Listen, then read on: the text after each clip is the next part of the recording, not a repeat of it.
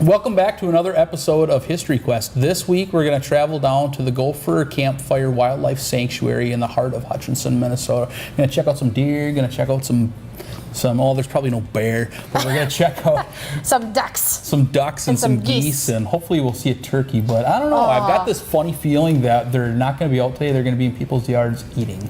The Grizzly Adams in me says we probably aren't going to see any. Same with the whitetail bucks. I got a feeling the buck is going to be sleeping somewhere. Could the turkeys in the sanctuary hop over the fence? Apparently they can, because people complain about them up in their yards all the time. Oh, I don't know. Don't you have them in your yard? You live in a townhome. I never noticed. I don't get up that early. No?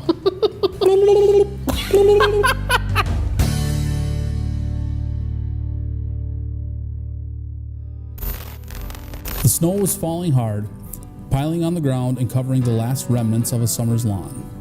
A flock of birds were braced in a tree, seeking shelter from the storm. All along this same tree line, deer were lying in the snow, and huddled together for warmth were a flock of geese loafing along the river's edge, waiting out the storm before they head south. It's a wonderful place, one of serenity even in the throes of a winter storm.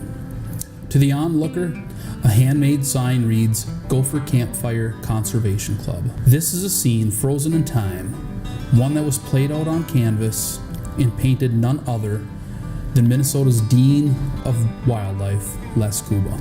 It was 1910. People on the North American continent have always shared a close relationship to nature. But by the turn of the 19th into the 20th century, it was obvious that modern humans were taking a toll on the nation's wildlife. Forests were shrinking, cities were growing larger, and some wild animals were beginning to disappear. Those with conservational foresight began realizing that in order to safeguard the joy of the outdoors, a movement to protect our natural resources was needed. One man in particular, a Hutchinson native named Carlos Avery, adamantly supported this conservation movement. Avery teamed up with Sam Anderson, a local lawyer and grandson of Hutchinson founder Asa Hutchinson. Together they formed the Gopher Campfire Club. Their goal was simple: to conserve wildlife and promote sportsmanship. In the years to follow, the club would find itself at the forefront of preserving the area's wildlife. They released pheasants, offered rewards for turning in poachers, and petitioned the state to clean the area lakes of carp. By 1917, the membership ranks swelled to 700. Members of the Gopher Campfire Club met for summer outings where they swam, canoed, held shooting contests, wrestled, and did any number of things that made grown men feel like boys. In 1930, Carlos Avery passed away. Anderson followed 5 years later. Though the two founders were gone, their exploits in the outdoors continued. In 1935, with drought-threatening waterfowl populations in Minnesota, the club purchased tracts of land along the Crow River and set them aside to protect nesting areas. In addition, they lobbied the state to establish bass breeding ponds in Hutchinson. Through the years, the club remained devoted to conservation, and in 1961 began creating the wildlife sanctuary that co-founder Sam Anderson had dreamed of, a 25-acre piece of land purchased along the Crow River in Hutchinson, Minnesota. The land was graded, leveled, the pond was dug. In 1966, a fence was built around it, and it became home to 60 geese and 1 deer. In 1974, a nesting area was introduced, and in 1983, an effort was taken to beautify the site and improve the habitat. Here we are at the Gopher Campfire Club on this beautiful fall day in Minnesota. It could be better. This is wonderful. This is beautiful. It could be a lot better. Gorgeous. This is fall in Minnesota. I need some sun. This is fall. Well, then go to Florida. Anyway. So this is kind of the sanctuary in the city of Hutchinson. We've got white-tailed deer, we've got geese, we've got mallard ducks, we've got turkeys. That about covers a good variety of bird. Variety. There's even some seagulls out there, but I don't know if they really count. So, but anyway, we're going to take a little walk around the perimeter, see if we can see some wildlife in the city. So why don't you follow us? All right, here's a white-tailed doe right there. She doesn't seem too afraid of me.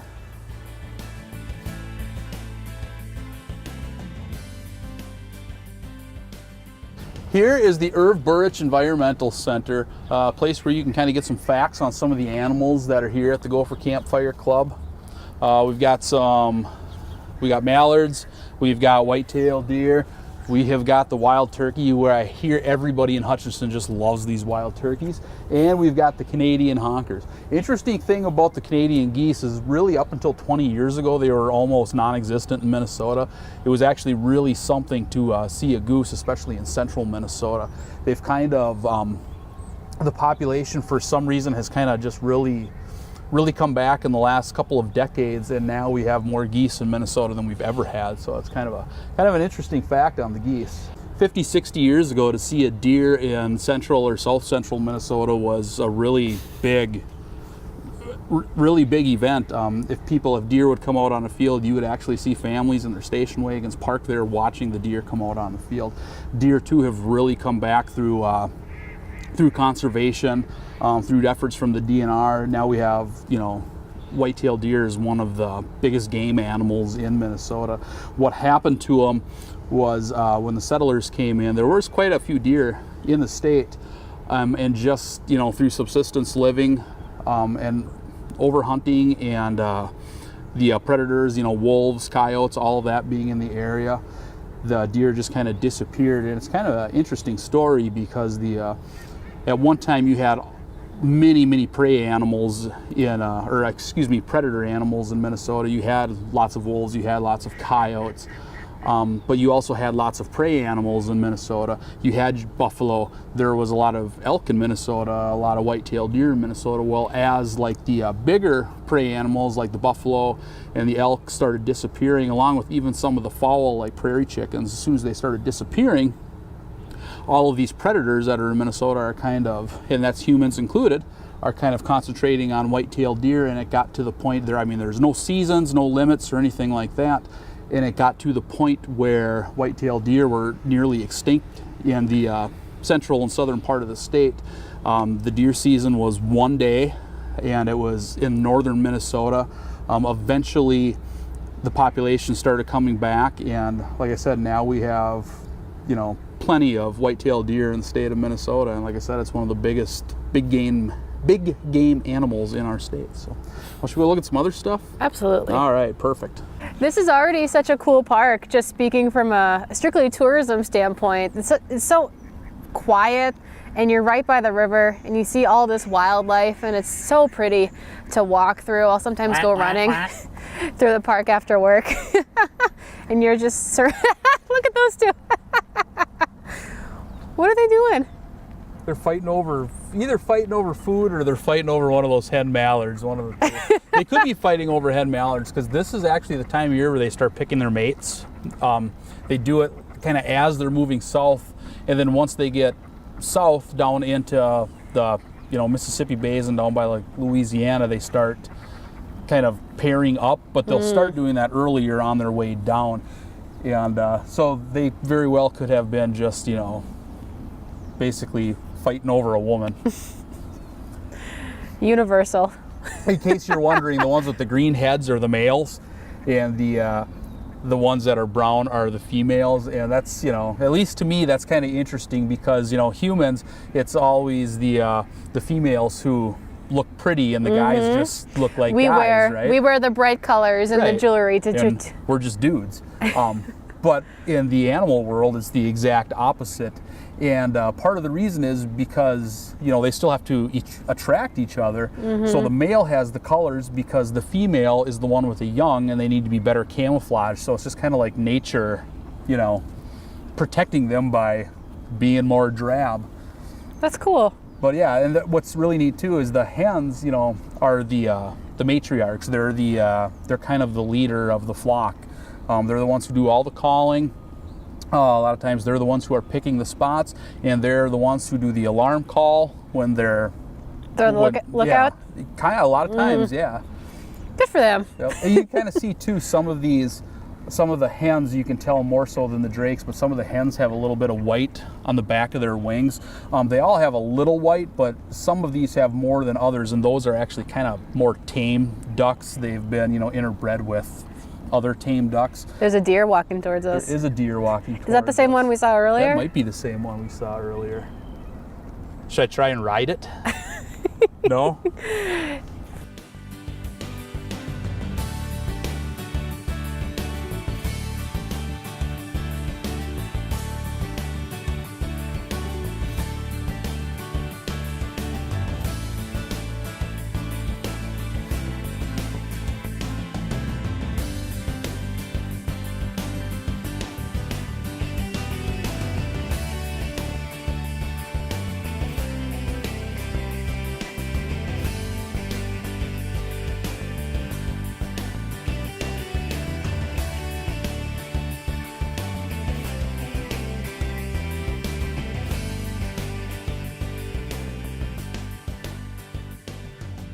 I actually live about a 10-minute walk away from that park, and I love being so close. Like, I live in town, but when I'm there, it doesn't feel like it. It's also really close to the museum, so I like to run through that park after work every once in a while, and it's so peaceful at any time of day. It's awesome. It is pretty cool out there. Even, and we've a couple times this year we had some guests from the park come up to the museum and made our driveway all slippery, but hey, it was still fun to look at. Oh, you're talking about the geese? Yeah, the geese. Oh yeah. But I just love, like, you hear about these wildlife sanctuaries, and they're usually kind of out by themselves. They're out of town. They're in a place where they can grow. But they've put this spot right in the middle of town. It will always be a park. It will always be a sanctuary, and it's for people to enjoy, but it's also for the animals to feel safe, and that's really cool. There's I think some people that are born in a city, maybe like the size of Hutchinson or bigger like that, don't always get outside of the city as often, so you don't always get to see those types of animals. I wouldn't call the ones in the sanctuary necessarily wild, not all of them anyway. The deer maybe. They're kind of like pets, but heck, they licked our fingers, so that doesn't happen in the woods. But it still, though, it introduces people to those animals, and I think was really the point of it in the first place, was to introduce people to the outdoors in a sense. Yeah. There's a concern among hunters and other even conservationists that people aren't as into the outdoors, as they once were, whether it's just being an outdoor enthusiast, hiking, canoeing, or whether it's being a hunter. That people aren't into that like they used to be.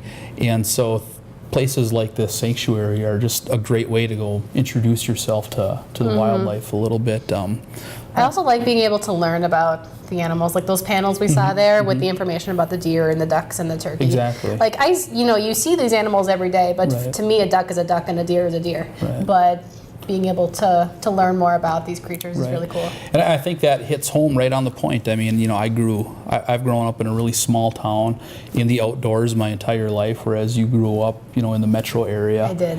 And so you're not as introduced to that, as I was. So you can go there and you can learn these things. Yeah, seeing a deer when I was a kid was a big deal because they weren't often just moving about the suburbs. Right. Yeah. But yeah, it's a great place, and it's full of Hutchinson history. I mean, one of the founders was a grandson to one of the founders of Hutchinson.